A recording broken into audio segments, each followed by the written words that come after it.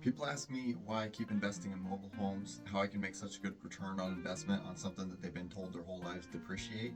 And there's a lot of excellent strategies around mobile homes. I'm going to hit one of them up real quick today on Deal by Deal, episode 35 from 2018.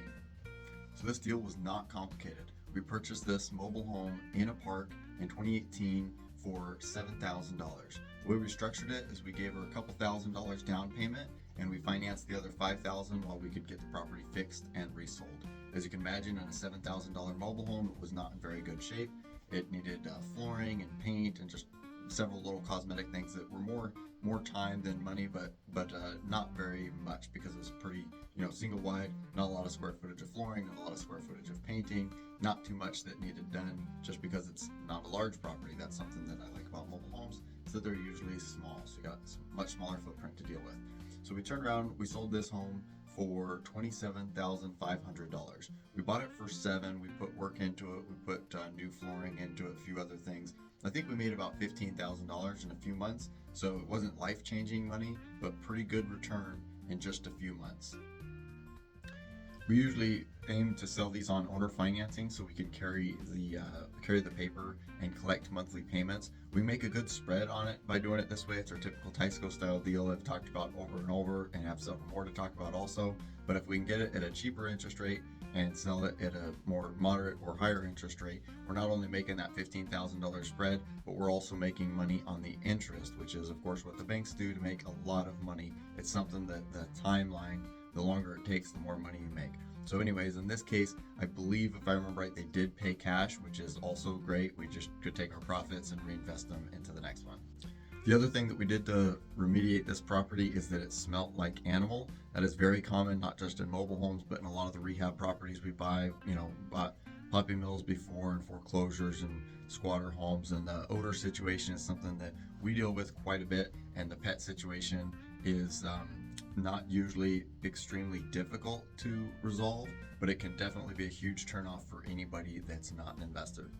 When you walk into a house and it smells absolutely horrible, that is the smell of money, because nobody's buying that isn't an investor. Nobody's buying that house to move in their kids with their toddlers crawling around that cat piss floor. So that's usually a good sign that you can get a good deal. And it's really not that hard. Of course, it depends on how saturated it is. Sometimes you're usually removing flooring. Rarely are you removing subflooring, but occasionally. But you can use ozone generators and enzymes and kills paints and stuff like that. That's not really very expensive, can make a huge difference in the value of a property. So we make a lot of our equity by removing odors. So that's that deal by deal. Quick, easy, smaller profit, but a great profit and a great return for the amount of money and time we put into it. The question is, why are there so many good deals in mobile homes? I've done dozens and dozens personally, buying and selling. A huge amount of the over 90 deals that I've done at this point have been mobile homes, and a lot of them make me way more money than this one because we sold this one on cash. But why is there so much money in mobile homes, and why isn't anybody else doing this? I've been, preaching that these mobile homes have huge profits for over a decade, almost 2 decades, and even people who are intrigued and engaged, investors that think this is awesome, they just don't go do it. And I don't know why exactly, but that's the number one reason probably that there is so much opportunity in mobile home investing, is that there's a stigma and other investors are scared to do it. They don't want to buy a mobile home. They've been told that mobile homes depreciate, which is not true in most markets anymore. And so the number one reason I think that people aren't investing in mobile homes more is that they're scared. And I think that's silly because there's so much money to be made. And I think that the downside is smaller than when you're investing in bigger properties. Especially if you're a new investor, if you go buy a fourplex and it goes bad for a couple of years, you can't get it rented for what you thought, you might be struggling quite a bit. If you buy a mobile home, whether you're trying to flip it or rent it, the potential downside is quite a bit less because there's just less to do in it.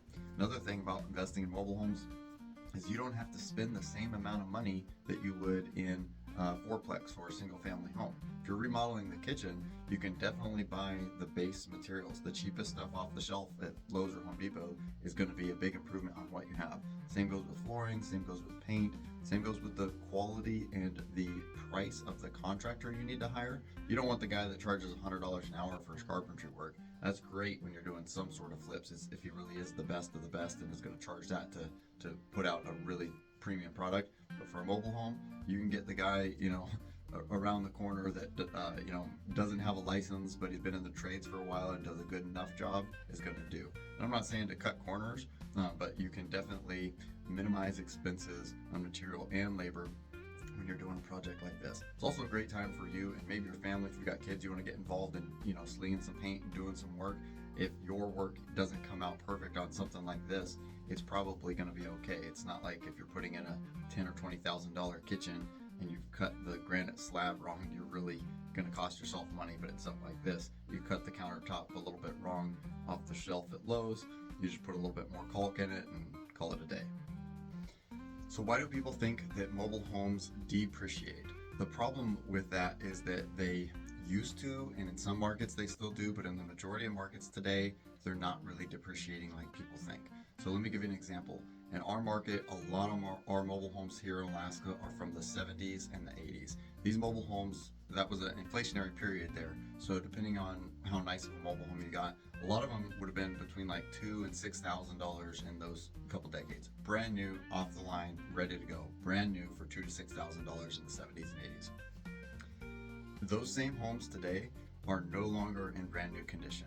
A lot of them are like pretty rough, and they're just not as premium as they were right off the shelf. So you'd think if they depreciated, they'd be maybe $1,000 or $2,000. And I know that they are in some markets, but generally not. Here in our market, where they would have cost $2,000 to $6,000 brand new, they're between $20,000 and $50,000. If you think that's depreciation, you're very bad at math. So we can go on a long talk, huge tangent on the relationship between a real estate, a piece of an asset like real estate or a mobile home appreciating in value, and how that relates to the depreciation of the dollar or inflation. That's a whole nother tangent, but appreciation in real estate and inflation are very tied together. And of course, there's been a lot of inflation over the last several decades, particularly the last few years here. But you're just, if the dollar keeps going down, and I see no signs that that's going to change, the other assets will keep going up. I mean, everything from a loaf of bread, not my favorite asset to keep laying around very long, but loaf of bread, real estate, mobile home, even vehicles don't depreciate like they used to in an inflationary time.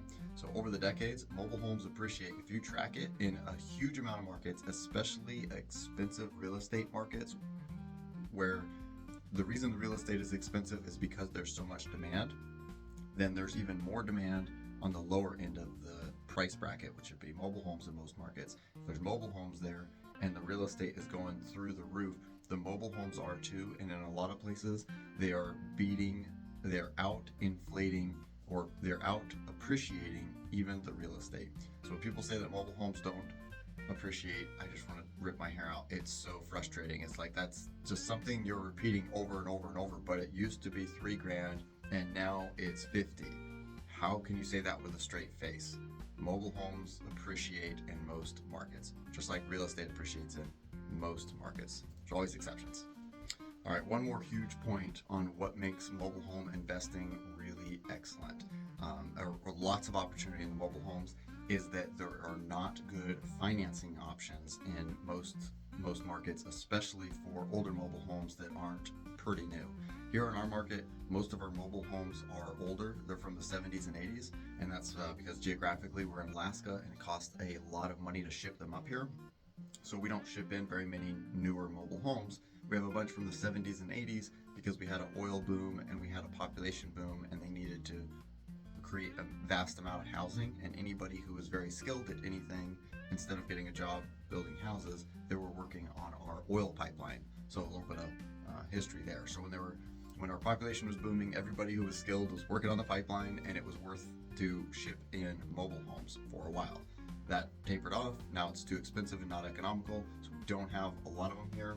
And what that means is all of our homes are older, most of them, and cannot be traditionally financed. Mobile homes are always harder to finance, or almost always harder to finance, and that creates an excellent opportunity because when somebody goes to sell that mobile home, they can't necessarily owner finance them themselves because of if they're in a financial position that doesn't allow that, then they end up needing to sell it for cash. Now, anybody who's done a little bargaining, buying used cars or anything like that, they know that cash is king. And when you show up with a cash offer, and even when there's other demand for the product, but that demand isn't backed with financing, there's no money to make the purchase, you can usually get a pretty good deal.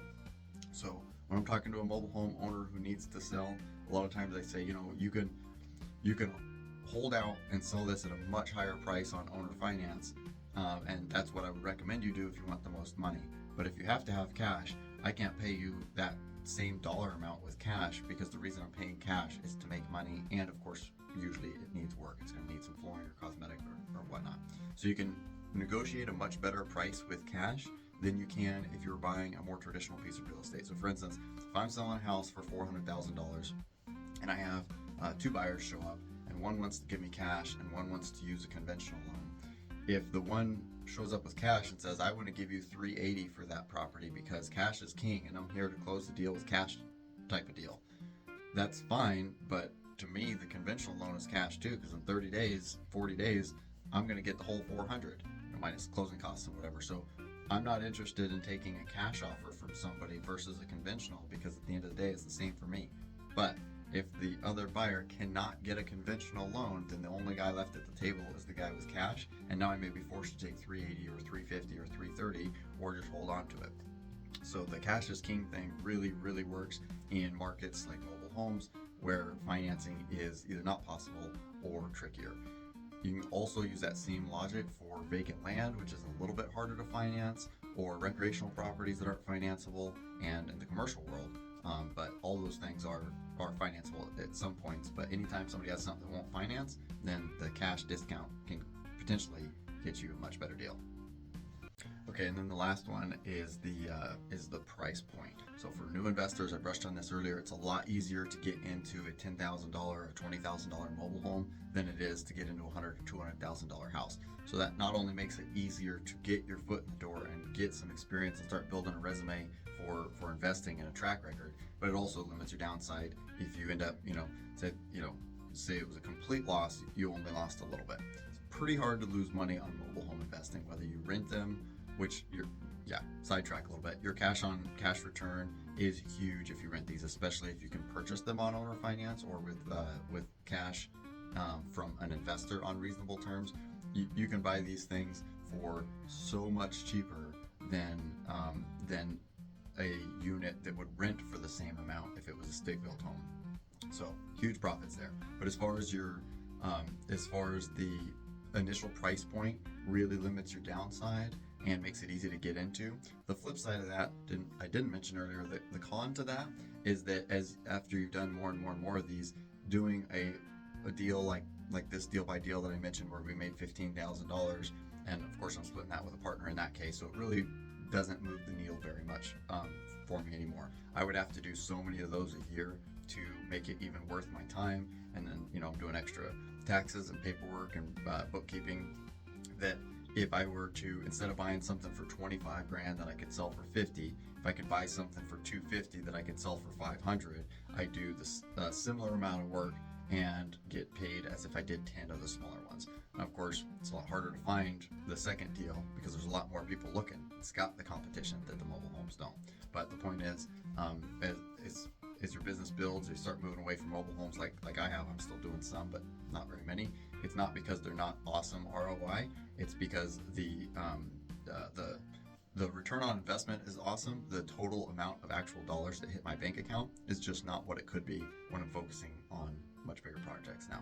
So anyways, thank you guys very much. Please don't discount mobile homes as a bad investment, especially if you're getting started. They can make really excellent investments. If you have any questions or whatnot, give me a call. Of course, I'm looking to grow my real estate sales business in 2025, so please hit me up if you know anybody here in Alaska that's looking to buy or sell.